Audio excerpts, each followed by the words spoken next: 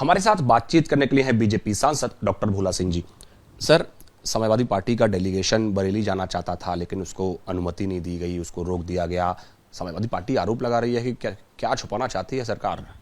देखिए, किसी डेलीगेशन को, किसी पार्टी के डेलीगेशन को अगर कहीं पे जाना है सिंपैथी में किसी के लिए, तो उसको जाने से कोई रोक नहीं सकता है। अगर वो जाने से पहले मीडिया को लेके साथ में जाएंगे, अगर वो पुलिस को इन्फॉर्म करेंगे कि हम आ रहे हैं, हमें पकड़ लो, तो ये तो जाने की मानसिकता ही नहीं लगती है ना जी। हमारी सरकार जब नहीं थी उत्तर प्रदेश में, जब ये अत्याचार उत्तर प्रदेश की जनता पर करते थे, पूरे पश्चिमी उत्तर प्रदेश में आतंक था इनका, तो हम लोग भी डेलीगेशन में जाते थे। लेकिन हम तो जाते थे डेलीगेशन में, सरकार के अगेंस्ट में जाके धरना प्रदर्शन भी करते थे। तो ऐसा नहीं कि मतलब उस समय पुलिस रोकती थी हमको, लेकिन फिर भी जाना है तो जाना है। लेकिन इनकी मानसिकता मुझे लगता है कि जाने की नहीं है।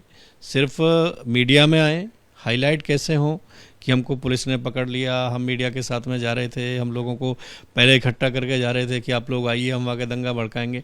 तो इस तरीके की मानसिकता से जाएंगे तो कानून व्यवस्था अच्छी रहे, कानून व्यवस्था सुदृढ़ रहे, ये काम प्रशासन का और हमारी सरकार का है।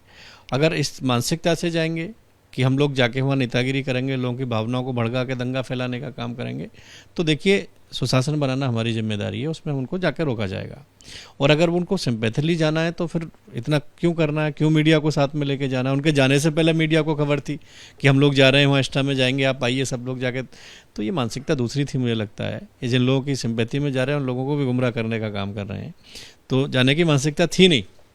लेकिन सर, समाजवादी पार्टी तो आरोप लगा रही है ना, कहीं और कुछ ऐसी समस्याएं होती हैं तो बीजेपी का डेलीगेशन जाता है। कुछ दिन पहले तमिलनाडु में भी जो पूरा करूर में जो स्टैम्पेड हुई, उसमें कई सारे लोगों की डेथ हो गई, पूरा एनडीए का एक डेलीगेशन गया। हमारा डेलीगेशन जा रहा है, तो समस्या क्या है?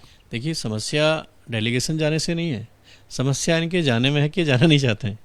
हमारे जो डेलीगेशन जाता है वो लोगों की समस्या उसको सुनने के लिए जाता है।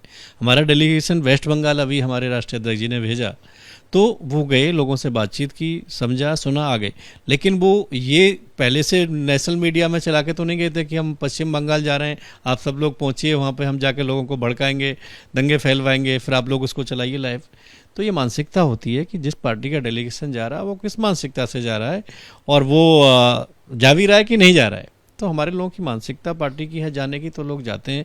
अब ऐसा नहीं कि पश्चिम बंगाल में उनको कठिनाइयों का सामना नहीं करना पड़ा, पश्चिम बंगाल में जाने से रोका गया, पुलिस का भी वो रहा, तो लेकिन फिर भी जो पीड़ित लोग थे उनसे जाके हमारे लोग मिले, उनसे बातचीत की, उनकी समस्या को जाना और लाकर रिपोर्ट राष्ट्रीय अध्यक्ष जी को दी।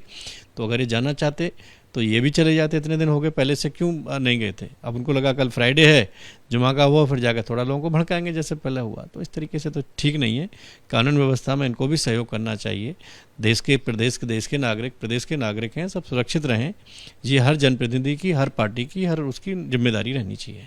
सर, इसके अलावा जो चीफ जस्टिस ऑफ इंडिया हैं मिस्टर गवई, उन्होंने बुलडोजर को लेकर एक सवाल उठाया। उन्होंने कहा है कि देश में बुलडोजर का राज नहीं चल सकता, शासन का कानून का राज चलेगा। बोले कि ये ठीक नहीं है कि एक ही टाइम पे आप राजा भी हो जाएं, एक टाइम पे आप क्रूर भी बन जाएं, एक टाइम पे आप शासक भी रहें, तो ये ठीक नहीं है।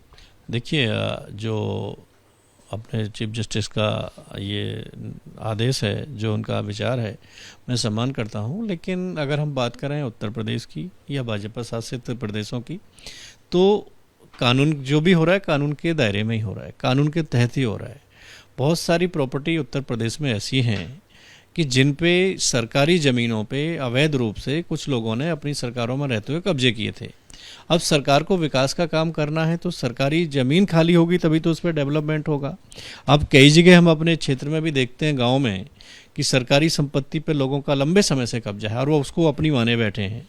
और सरकार को गांव में पंचायत भवन बनाना है या बारात घर बनाना है या कोई सामुदायिक केंद्र व स्वास्थ्य केंद्र बनाना है, तो उसके लिए तो ज़मीन चाहिएगी जी। अब ज़मीन चाहिएगी, और ज़मीन विकास के लिए सरकार अगर अपने खुद की ज़मीन को खाली करा रही है, अगर किसी ने प्रॉपर्टी बना ली या पहले से उस पर कब्जा करके रह रहे हैं, तो एक तो सरकार की अच्छी बात यह कि उनसे इतने लंबे समय से रह लिए, उस पर इतना उनका यूज किया, उसका कुछ उनसे ले नहीं रहे। तो सरकारी संपत्ति को खाली कराना, नियम के दायरे में कराना, कानून के आदेश से कराना, ऐसा भी कि नहीं है कि तोड़ गए और तोड़ दे।